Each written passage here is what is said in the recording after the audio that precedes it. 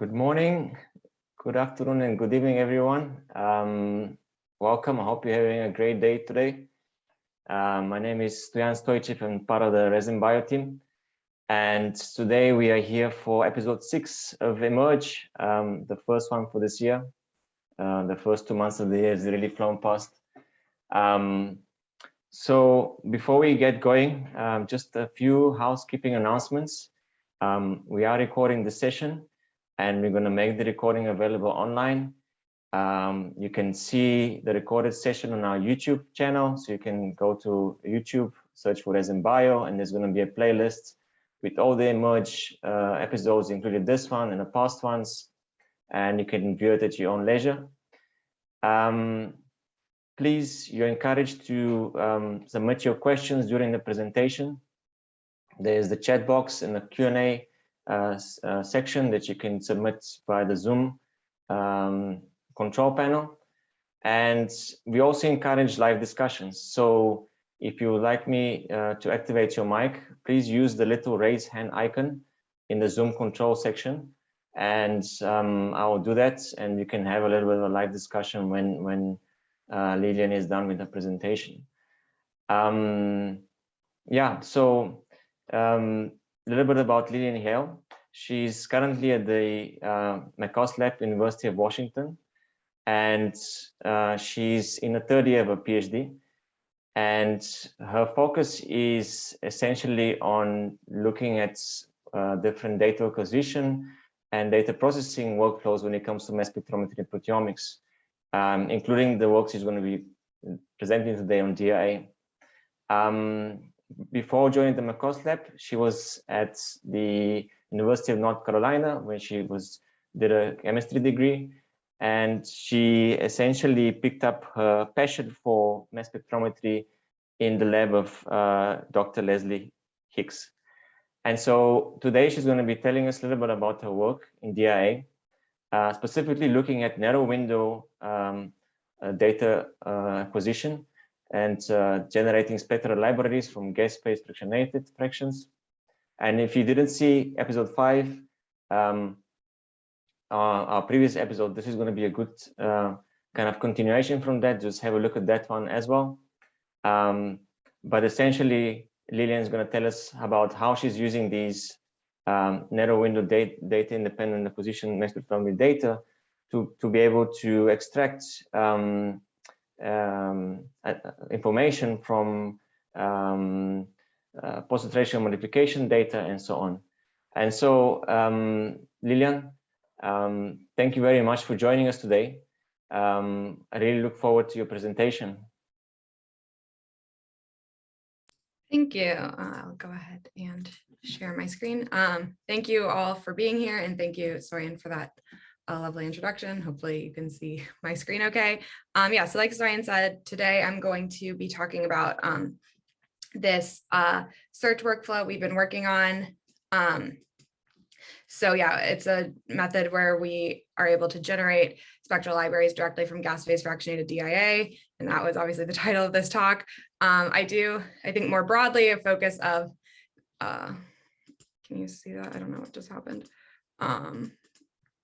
Sorry, it's messing up on my screen. Okay, more broadly, a focus of the MacCoss Lab is, and I know a lot of other labs is thinking about how can we keep moving DIA forward and how can we keep improving it. And so we've spent a lot of time thinking about it from a computational perspective. But sort of a second project that I want to talk about towards the end is this attacking it more from the acquisition side. So we've been working on this dynamic DIA method that I'll come back to later, but I'm excited to talk about that. But first, I do want to talk about this search method. And as anyone who has any experience with DIA, I'm sure can attest, DIA presents unique challenges computationally. So DIA data can be highly complex and difficult to interpret. Using these wider isolation windows, we can get spectra that are more complicated. So how do we pull out peptides and confidently know that they're in there when we have tons and tons of fragments to choose from? Additionally, with these wider windows, there's just more peptides that could have generated any given spectrum. And so that adds to the challenge. And a way that we like to work with it is using libraries to address the challenges with DIA and help increase statistical power. And when we're talking about libraries in this context, I'm meaning they should include some information about peptides that are detectable in the sample, as well as retention time and relative intensity of fragments. And so hopefully using that information, we can go through and extract specific fragment ions and integrate them to get our quantitative information. So with libraries, we definitely think a lot about retention time and fragment ion intensity. I do think something that is sometimes underrated, but is, I would argue, one of the most important things about libraries is narrowing down your list of possible peptides. So narrowing it down to peptides that are going to be detectable in the sample. Somewhat counterintuitively, and I'll get into this a little bit more later, but a larger library is not always better if it contains a bunch of things that you're not going to be able to detect. So just to quickly go through how we acquire our DIA data, so we're all on the same page. If we have a sample cohort, let's say we have 6 samples, and we are going to acquire quantitative DIA data. So I'll usually refer to this as quantitative or wide window DIA data. And the acquisition scheme that we found works best on our Orbitrap type instruments is this staggered window. So we collect data and we use 8 mass of charge isolation windows, and we offset each cycle by 50%. So what that does is it allows us, when we process, to go through and computationally demultiplex. So what we're actually searching are these 4 mass of charge wide isolation windows, which is a pretty narrow window, which helps a lot with our search and helps with reducing the search space and all of that. But it's still wider than what we would typically be thinking about with DDA type things. So after we've acquired this data, when we're analyzing it, we do a targeted signal extraction. So we will do a search and look for the specific ions that we're going to extract and take the area under the curve for quantitative readout. And so I would argue that for the purposes of today, this targeted signal extraction is a really important step. And the way I'm going to talk about doing it is based off of using a library. So, and if you're using a library, I think having a high quality library is key to this type of analysis. And so what we've been thinking a lot about is how can we generate the best possible library that contains all of the peptides we're interested in, but not a ton of other information. So I guess, the traditional way to do this would be using a DDA type approach. So let's say we have our sample cohort of 6 samples. We'll take a little bit from each and create a pool, and then do some sort of offline fractionation. So that could be like an SCX or a high pH reverse phase or something to separate out these fractions, to separate out the sample, make it less complex. So then we can do a DDA run and get really deep coverage across these 6 fractions. So we'll do multiple DDA runs. And from there, you can generate a library based off of the things you could identify in DDA. This method is definitely an option. I think we have moved away from doing this type of thing for a variety of reasons. The biggest one, I think, is that the matrix changes significantly across fractions, which is going to affect your library pretty significantly. So because we're doing this separation, the sample in fraction 1 is really different from the sample in fraction 6, and they're both really different from the sample that we would actually be interested in running. And so that can change retention time, as well as there might be differences in ionization efficiency, things like that that we don't want to do. The other thing is it requires a decent amount of time and sample to generate these fractions. Usually there's going to be some sort of loss associated with this fractionation process. So you would need more sample. And finally, because this offline fractionation is typically an orthogonal separation, there might be peptides that we can detect in this library that we can't detect ever in our real sample, because we're only able to detect them because we're physically separating out the matrix. And so that can lead to extra things in our library, which can really mess up our analysis. So the way that the MacCoss Lab likes to do it, and that we definitely encourage other people to do it, is this gas phase fractionation method. So again, we can take our sample cohort and pool it together. But now what we're going to do is we're going to take that pool, put it in one vial, put that vial in the autosampler, and inject that exact same vial 6 separate times. And in each of these 6 injections, we're going to cover a different mass range. So we're just going to focus on 100 mass to charge range. And again, we like to do this staggered window DIA, but now we're covering a shorter mass range. We're going to use these 4 MZ windows. So we can demultiplex those to 2 MZ. And from there, we can generate our library. And I'm not going to have time to talk a ton about this method, but as Soyan said at the beginning, Brian Searle's webinar on this goes into this a little more in detail. So I definitely recommend checking that out. I'm also happy to talk about that in the discussion. But but there's a lot of benefits to doing this. So first of all, the matrix is going to be pretty much identical to our quantitative runs, which really helps with the retention time and consistency. Also, you don't need as much sample because you're just sticking everything in the same vial. So that can help conserve things. And a big thing is using this narrow window is really going to increase sensitivity. So 2MZ is pretty close to what we would, there's a lot of DDA experiments that would use a 2MZ isolation window. And so when we think about being able to search that data, we're going to be a lot more sensitive than we would be in our quantitative data. So just to give you an idea of how this all comes together, the way I'm going to talk about today is generating, or the way that we typically have done in the lab is using this peptide-centric approach to actually generate a chromatogram library that we use to analyze the data. So now that these library prediction algorithms have gotten really good, this is how we like to start. So we typically use ProSit because that's the most convenient for us, but we'll predict a spectral library.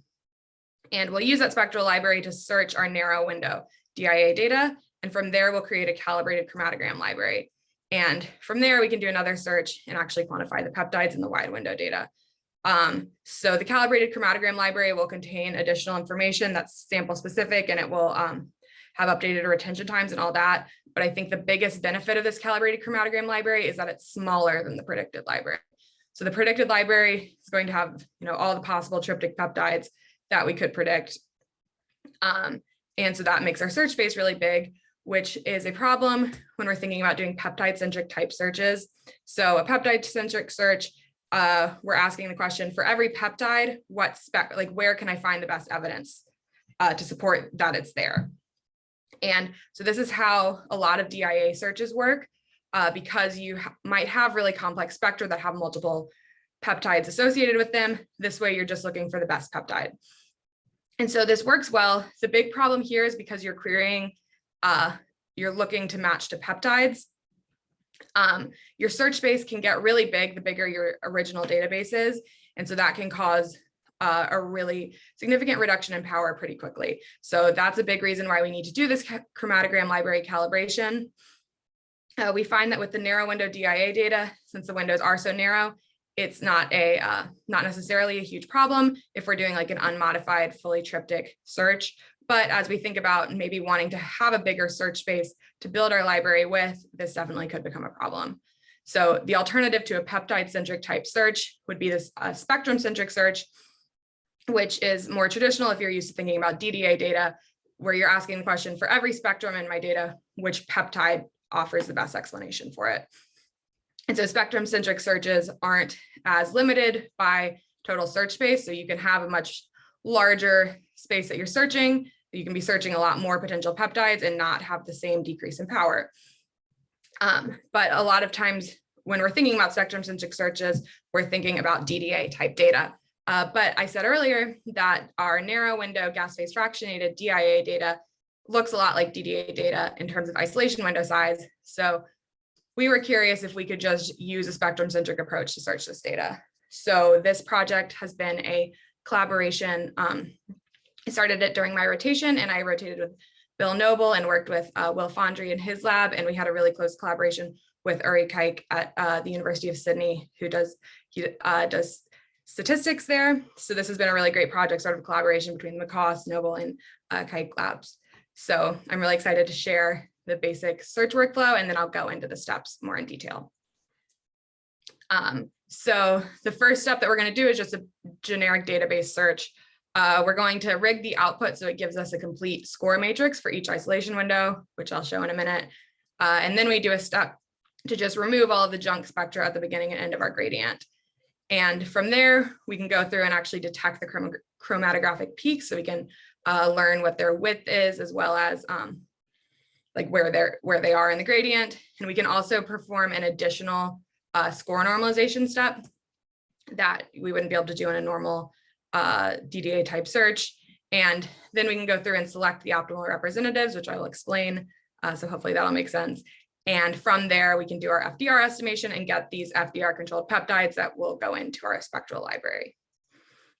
So starting with this first step, the database search, we can think of our DIA data after we've demultiplexed it is looking something like this. So each line is just going to represent a different spectrum. So a column is a single spectrum or single MZ window that's acquired at different time points. And so when we do our search, what we're actually doing is for each MZ window, we will search all spectra for all the possible peptides that could have generated it. And so we get this complete matrix where we'll have scores for every single peptide spectrum combination, and we'll have a different matrix for every window. We're using Crux, we're using Tide within Crux to do this because that's what we are the most comfortable with, and we were able to get this output to work. So we're using X-score when I'm talking about scores here, but you definitely could think about using different scores if you are able to get this type of output. So looking a little bit more closely at the matrix, I have flipped the axes on you, so sorry about that, but now the columns are spectra and the rows are peptides. And we can see that for every peptide, we'll get these scores.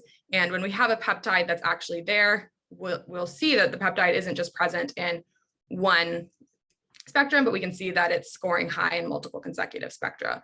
And this is a feature of DIA data that we think we can use to our advantage. And going forward, we wanted to think about how not only can we make our search valid for DIA data, but how can we incorporate some of the unique information that we get from it to improve our power. So the starting point is this score matrix. Then the next step that we're going to do is basically eliminate the junk spectra. So if we look at how our what the total ion current looks like across time, I'm sure anyone who's done LCMS has seen this, but we can see that at the beginning and end of the run, there's times where there's just nothing coming off the column. So at the beginning, we have the dead volume, and then at the end, towards the end of the wash, nothing's going to be there. And if we plot the score distribution, so for each spectrum, the median score across time, what we can see is that there's a distinct difference in the score distributions at the beginning and end of the run. And that's again, because the spectra aren't going to really have anything. So they're going to just, score distributions are going to be weird, and we don't want those to mess with our analysis. So we take them out. We use something called Changepoint detection, which is basically just a method for looking for these bulk shifts in time series data. So we're only going to be dealing with these spectra in the middle where there should actually be peptides. So now that we've done that sort of pre-processing of making our matrix and eliminating spectra we don't care about, we can start to actually look at our results. So the first thing we're going to do is peak detection. So from our score matrix, we can see a lot of information about the peptides. So here I've just plotted, I just randomly selected peptides that may or may not pass the FDR threshold, but I've plotted at 0 is their highest scoring spectrum, and then just the adjacent spectra going out on either side. So what you can see here is that obviously this peptide is scoring really high, so it is skewing the color scale a little bit, but we can see that these peptides are eluting across multiple windows, and we want to be able to quantify that. So to do that, we're just going to look for the number of consecutive spectra that fall above a score threshold. So once we have these, we have the peak width boundary, we have the peak boundaries as well as the actual width that we're going to use down the road for when we do our FDR analysis. So the other thing we can do in parallel with this peak detection is this additional score normalization. So when we think about doing a search, sort of a traditional DDA type search, when we're normalizing scores, we're doing a spectrum level normalization. So in a typical spectrum-centric search, you are going to be scoring a bunch of peptides against the spectrum. So you can use that peptide score distribution to normalize. So that's what an E-value does, and what a Taylor score does, which is what we're actually going to be using here. And so this is a great normalization method, and we definitely see improvements with that. But the cool thing here is because we have this complete time series data, we can also normalize across the rows of this matrix. And so this peptide level normalization will account for biases in that are just introduced by the peptides themselves. So some peptides are just going to tend to score higher. We see a distinct bias for charge state. And I don't know, there could be other things that we haven't looked into, but this peptide score normalization definitely helps. And the way we're going to do this is this technique called Taylor calibration. So the spectrum level Taylor calibration is integrated into Tide. It's very simple and quick to do, and we find that it's pretty effective. So that's why we chose this particular normalization. You just divide all the scores by the 99th quantile of the score in it. the math works out, and we have been able to use this with success. So if we look at how many peptides we can actually detect at a 1% FDR cutoff, if we just use the raw X score, we can get some, but we see an improvement when we use spectrum and precursor level normalization, and the biggest improvement when we use both. So that's what we're going to use going forward. And that is sort of a unique thing to this type of DIA data. So now that we have everything, there's sort of a problem with DIA data that I want to address, and that is this potential to double count peaks. So let's say this is a spectrum, and there are two possible peptides that could have generated the spectrum, or two possible peptides that score highly against the spectrum, and their sequences are basically the same, except this D and G are flipped.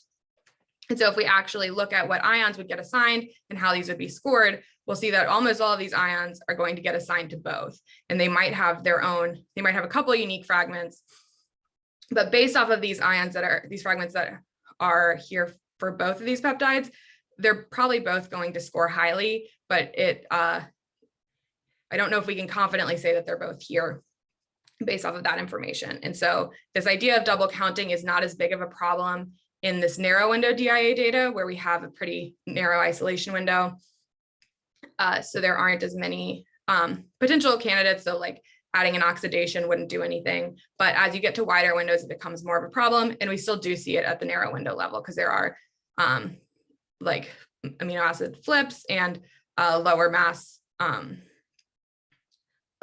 substitutions of things, or lower mass shift substitutions of things like that, that we will see. So this is something we want to deal with, and definitely something that I think people should be aware of no matter what DIA search technique you're using, because you really don't want to do this. It might make your numbers look really high, but that might not necessarily be meaningful. So I do think it's something to think about. The way that we came up to deal with this in this scenario is to look at the score distribution. So for two peptides, we can compare their score distribution across all spectra. What you can see is we'll get some peptides that are pretty correlated, and especially at the noise level, we'll see this pretty high correlation, and some peptides that aren't correlated. And so if these peptides have really correlated scores, that should set off a red flag that maybe they're just scoring high because we're double counting peaks. So the procedure we have to deal with this is we will look at pairs of peptides, and we'll remove the lower scoring peptide if, first of all, we make sure that they have overlapping elution peaks. If their peaks don't overlap, we don't really care. Second of all, we look for significantly correlated scores. So we take the angle cosine between the scores of the two peptides, and if that is significant, that sets off a red flag that these are highly correlated and we should look into it more. And then the final step we do is we want to make sure that there's at least some basis for this overlap. So we look for at least 25% shared fragment ions. So this we'll just make sure that we're not getting too crazy with removing things. So this way we remove peptides that could potentially be double counted, which should, which we find is a really important step in DIA analysis, and different methods will have different ways of doing it. And I think it's something that's important to evaluate when you're thinking about how you're analyzing DIA data. So now that we have our scores, we've eliminated all of these things that we might be double counting, we can finally do our FDR estimation. So to walk through what that looks like, this is a step that we've spent a lot of time thinking about, because there are definitely unique challenges with DIA data that aren't the case with traditional FDR, that we don't necessarily usually think about when we're doing FDR. So we wanted to spend some time on this. So the first step is we're just going to take for each peptide the top scoring spectrum. So we're only going to deal with that. And then we'll do just a standard target decoy competition and only retain the target or decoy of a pair that has a higher maximum score.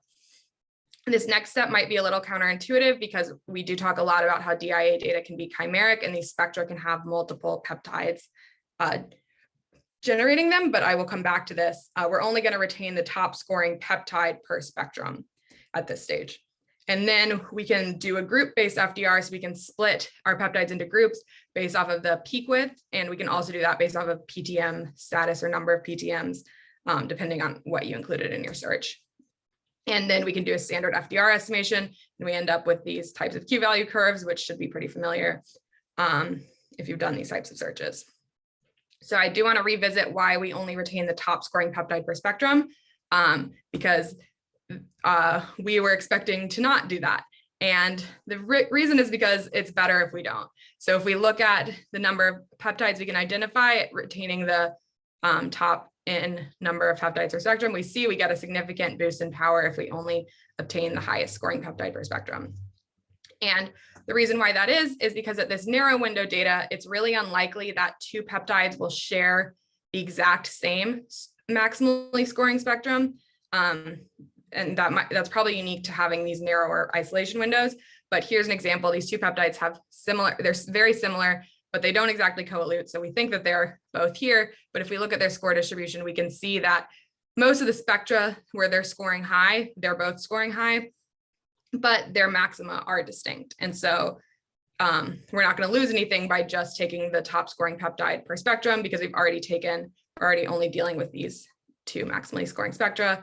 Another example of that is here, where these two peptides, the one in yellow is typically scoring much lower than the one in gray. So at any given spectrum, the one in gray would have the higher score. But again, we're only taking these maximally scoring spectra, and we can see that they don't overlap. So yeah, this is sort of a counterintuitive step, but we find that for at least this type of context where we're using these really narrow isolation windows, this is the best way to do it. So when we put this all together, we then get our FDR controlled peptides that we can use to build a library. And so we think that this spectrum-centric method is able to leverage the extra information from DIA to generate these libraries.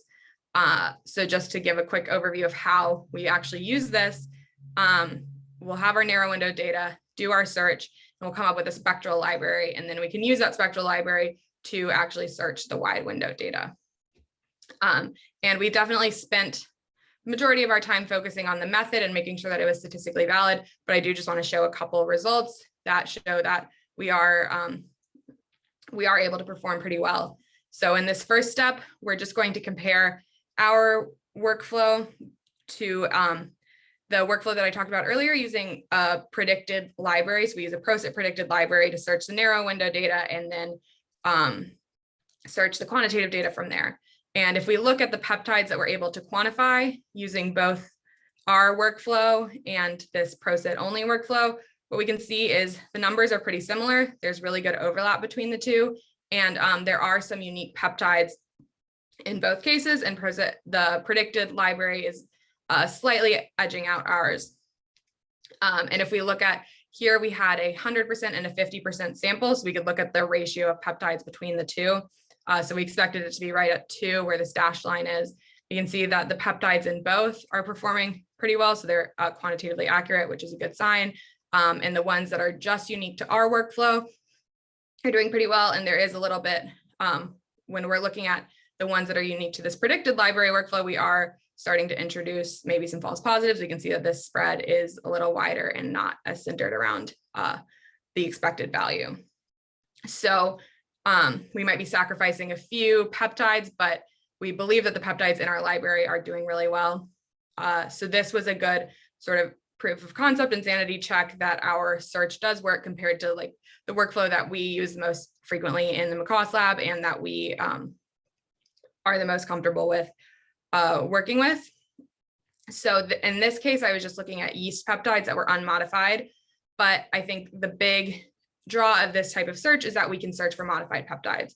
So we wanted to do a search of phosphopeptide data set that we had, and to compare it, since we can't have a predicted library for that, or at least we couldn't at the time. I do understand that there's progress being made towards predicting phospho libraries. We decided to compare it to a different library-free method, which would be using DIA umpire to extract these pseudo spectra. So if you don't know, DIA umpire will basically look for groups of precursor and fragment ions that coalute and put them into what's called a pseudo spectrum that is very, like, it looks like a DDA spectrum. So you can search it like normal DDA spectrum using accurate precursor mass. And So we searched with tide to keep things consistent, but we're searching those pseudospectra. And DIA umpire is definitely, it's more widely used for these wider window data sets, because since it relies on the MS1 signal, we find that it can actually be less sensitive because there's a lot of peptides where we can't see MS1 signal. And so what we see is that we are able to detect more peptides in DIA umpire and with this tide search. And if we look at the overlap between the methods, what we'll see is that there is less overlap between the two. Again, that's because these searches are pretty orthogonal, because the DIA umpire search is relying on this MS1 signal and these pseudospectra, whereas ours is doing this peptide-centric search. But this was pretty reassuring to us that this is a viable alternative in a way where you can create libraries for a PTM. So here we did phospho as sort of a proof of concept, but you could think about doing any PTM that you were interested in, which I think is one of the more exciting potential applications of this search, because there's a lot of things that people are interested in where there just aren't libraries or ways to predict what these spectra would look like. So here, I hope I showed you that we have this rigorous FDR controlled method to build these spectral libraries that will be compatible with PTMs and things that you wouldn't necessarily be able to put in a traditional library. And it's not reliant on MS1 signal, which can really help with the sensitivity.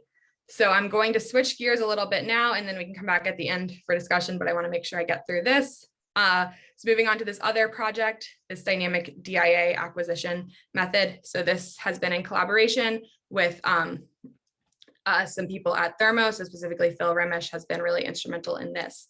But the basic idea is that when we're acquiring DIA data, we want to see if we can do it better.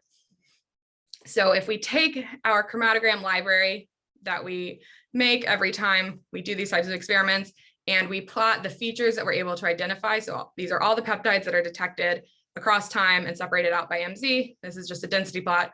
We can see that the density is not uniform across time. So at different times, different mass ranges are going to have more peptides in them. This is a known fact that retention time and MZ or retention time and peptide size are going to be related. And so this, we could think that this might be a potential area for improvement in DIA, because if we're acquiring data that's spanning this whole mass range the whole time, there's gonna be times where we're acquiring spectra that aren't gonna have really anything that's going to be useful for us, and that we're gonna be wasting instrument time.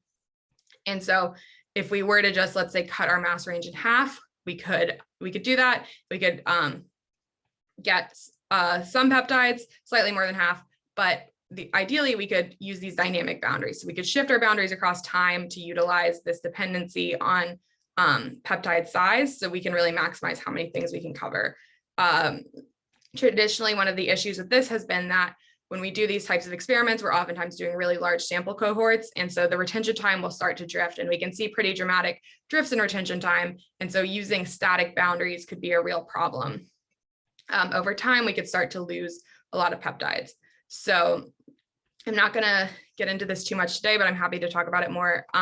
Phil Remish has worked on this real-time retention time alignment method, where we can basically in real time update our boundaries for the chromatographic gradient. And that way we can, sorry, my dog just came in the room. We can update the boundaries and account for retention time drift. So the way that we actually create this method is, again, we start with our pooled sample and we'll do our gas phase fractionated DIA. We create our chromatogram library. And from that chromatogram library, we can determine our optimal window bounds. And based on those window bounds, we generate this targeted method, which looks a lot like a scheduled PRM method, if you've ever done that, where we have for each window, we have a start time and a stop time. And then we just go ahead and acquire our data, and we use this real-time retention time alignment to update these acquisition times to fit what's going on with the run. And to evaluate this method, we wanted to look at sensitivity. And so to do that, you could just do a calibration curve. So we were using a HeLa cell lysate. And so we could just dilute it down and see how the signal changes with a change in quantity. We find that doing that, the matrix is going to be really different at the 100% and 1%. So what we like to do instead is dilute in a similar matrix that doesn't share any peptides. So here we're using a Silac labeled lysate to do this dilution series. And then we can acquire these replicates, and we're going to be looking at the lower limit of quantitation. So that's just the lowest concentration where a change in quantity is reflected by a linear change in signal. Lindsay Pino has a really great paper on this. If you're interested, I'm not going to have time to get too much into the method, but basically for every peptide, we have these calibration curves, and we can look for where these calibration curves start to flatten out and determine the limit of detection and the limit of quantitation. So we did this, we wanted to compare our dynamic method to our normal method. So our normal method is covering, again, double the mass range, but it's covering it the whole time. And what we see is, even though we're only covering half the mass range in dynamic, we're actually able to detect more peptides than we could in our traditional static method. And we're able to quantify more peptides as well. And if we look at the dynamic range of these peptides based off of the limit of quantitation, we see that we're able to quantify more over a larger order of magnitude. So that was great. By cutting the mass range in half, we're still able to do a better job of detecting and quantifying peptides. And we can look at this a little bit more. We can compare the lower limits of quantitation for all these peptides for static and dynamic. And a lower limit of quantitation means that it took less analyte to get a meaningful signal. So that means that it was more sensitive. So we can see that dynamic typically has lower limits of quantitation, which means it's performing better. And this plot is just another way of visualizing it. So it's just a cumulative density function. And you can see that we're just performing better across the board, which was really cool to see. We can look at this a little bit more in depth. If we look at the quantifiable peptides in dynamic and static, and then the overlap between the two, we can see that there's definitely unique peptides in both cases. And if we look at the protein level, again, we're getting pretty good overlap. To do a little bit more of a quantitative comparison here, we can look at the limits of quantitation of the peptides that are quantifiable in both. And so just to orient you, because these plots always confuse me, we're going to be looking at the log ratio of these limits of quantitation. So if this log ratio is greater than 0, it means that static had a lower limit of quantitation than dynamic, which means that static was more sensitive. And if it is less than 0, then dynamic was more sensitive. And so when we plot this ratio, what we see is that it's shifted to the left. So dynamic is typically doing better. The median is right at about 0.58. So we're getting almost a 2-fold increase in sensitivity on these peptides that are detected in both. And the reason why this is because when we're covering half the mass range, we are now able to spend more time acquiring each spectrum within the mass range. So if we look at the injection time in dynamic and static, we have a higher maximum injection time in dynamic, and that translates to we're measuring more ions in dynamic, which allows us to be more sensitive.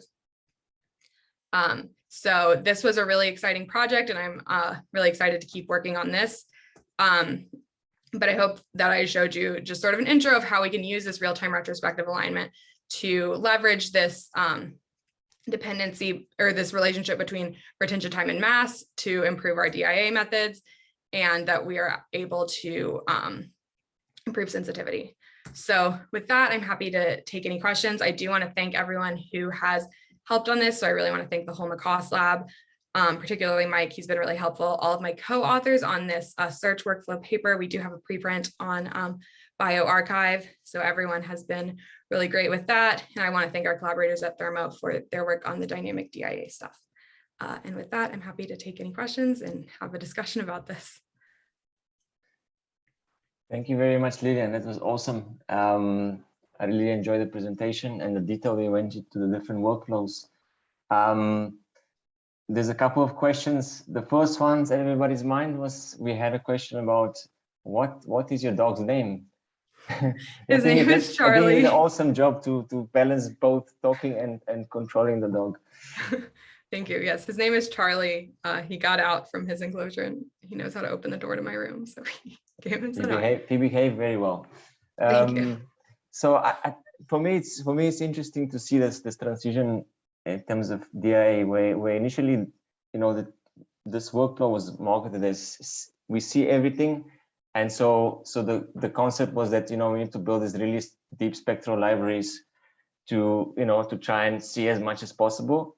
Yet, in your introductory slides, you're already alluding to the fact that, if your instrument is not sensitive enough and if your peptide is not within your dynamic range without enrichment or fractionation, you're not going to see it in the actual sample. So there's not much benefit to that.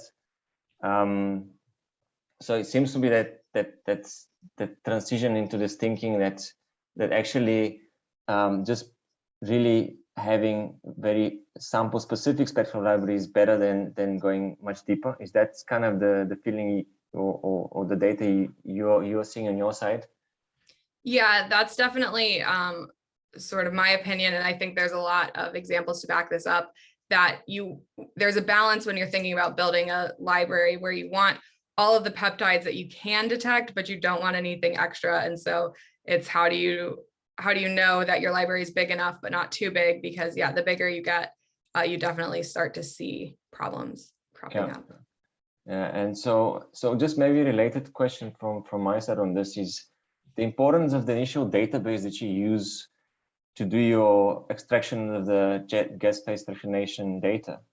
How important is that database in terms of the size of the database? So if I'm basically doing plasma proteomics, would I want to maybe narrow down my search just to the proteins expected in plasma, or do I search against the whole Homo sapiens database? Would there be some benefits in maybe narrowing down even that size, that's part of the search workflow? Yeah, I definitely think there could be a benefit, especially in something like plasma, where you can be we know pretty well what proteins we're ever going to have a chance of detecting with mass spec. I think that if you're using this gas phase fractionated narrow window approach, it's less of a problem because the windows are so narrow, but still there is a limit, and you will, I would definitely be worried with PTMs if you have a ton of variable modifications, it could start to get out of control. Yeah. I think this also relates to the to work where you basically are working with non-more characterized organisms, and often you have maybe a genomics derived database, which could be really large, but then you might have this problem where your search space is exploding, so your FDR is really kicking out a lot of the proteins that should be detected. Okay, we do have already a few questions in the chat. The first one that came up earlier was from Mike Shortreach, and Mike, sorry if I'm pronouncing your name wrong, but he was asking about if you can provide some indication on the comparison in size of the library generated by gate-based fractionations versus a library generated by DDA using typical orthogonal fractionation. So you know, what type of, how much, I suppose, what the size of the library can generate with gas phase fractionation versus your typical DDA based generated library? Yeah, that's a good question.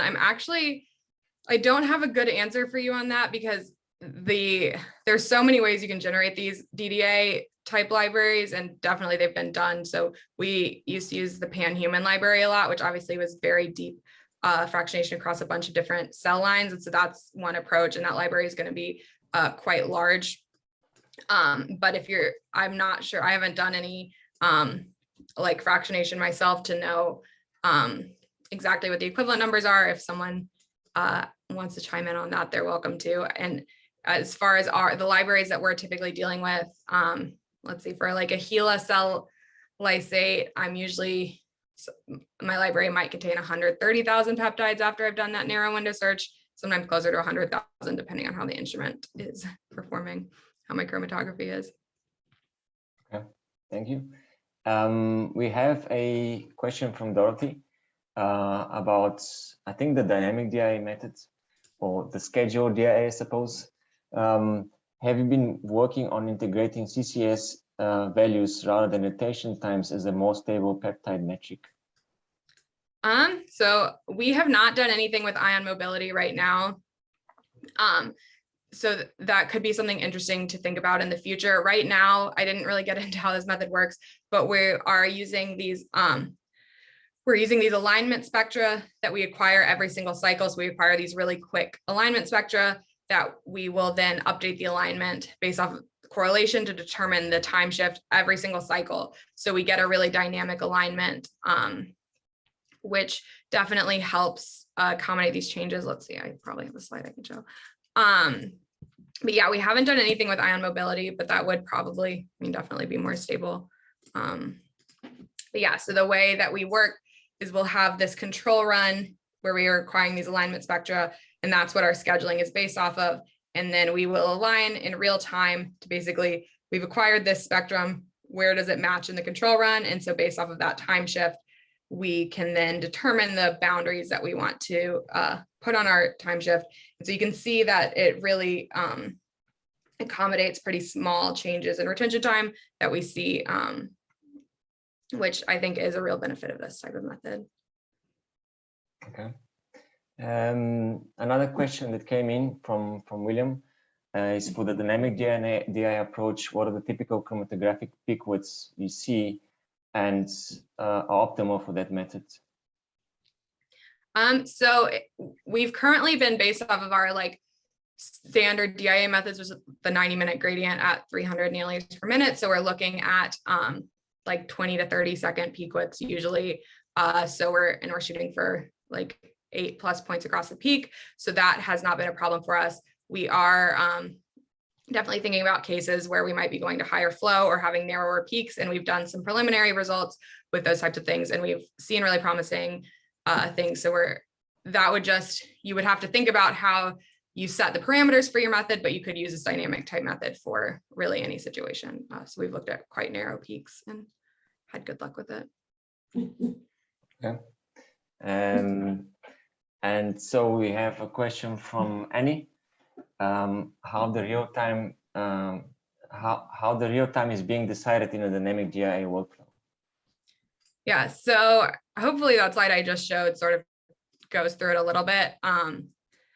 So we're using this alignment run and we're looking for the correlation, and what we're actually acquiring is at any given time, we will be acquiring these alignment spectra that we do in the linear ion trap. So we're doing this on tribrid instruments. So we can do these spectra really fast. So those are what we're aligning to. And then based on that, we will determine which DIA spectra we're going to acquire. So it will change across the mass range. Okay. Hopefully that answers that question. And the last one we have for now is, could you search the narrow window DIA in an open search method? I think that's a good question. So right now, we're very much in the proof of concept phase for this narrow window thing. So computationally, I think that would be a problem. Theoretically, you could, but right now, to generate these types of matrices, it takes a while and the files can get really large. So that's sort of a limiting factor practically. But I think theoretically in the future, that could be something that we would look into. Yeah.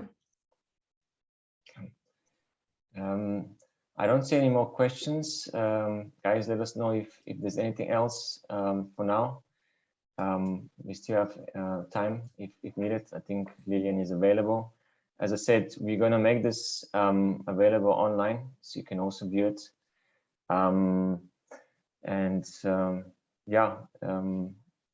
If there's any more questions, it's time to post them now. You can also activate your mics. You're welcome to do that as well. I remember you had a comment about charge state bias that you see in DIA data.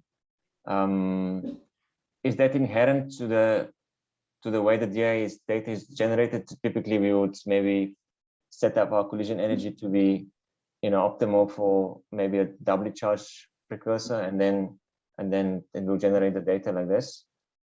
Yeah, I think there is a little bit of bias introduced there just from, we usually set our default charge state to 2 on our methods. So it's not quite optimized for like a +3 thing. In that specific case, I think I was talking about with just the scores themselves. So like a +3 peptide will have more potential ions to match to than a +2. So we might tend to see higher scores, which I think most methods do account for in some way. But yeah, there could definitely be bias sort of introduced across the board there. Okay, cool. So I don't see any more questions. If there's anything that pops up, I think you can drop us an email either on emerge@resinbio or to Lilian, and we can continue the discussion also online. But I want to thank you again, Lilian. This was really awesome to have you on Emerge and for your early morning and yeah, to give us a taste of what you guys are doing in the lab. It was really good to discuss it. And so thank you very much. Thank you for having me. This was fun. Thanks everyone for coming. Thanks everyone for coming, and see you next time. Cheers. Bye-bye.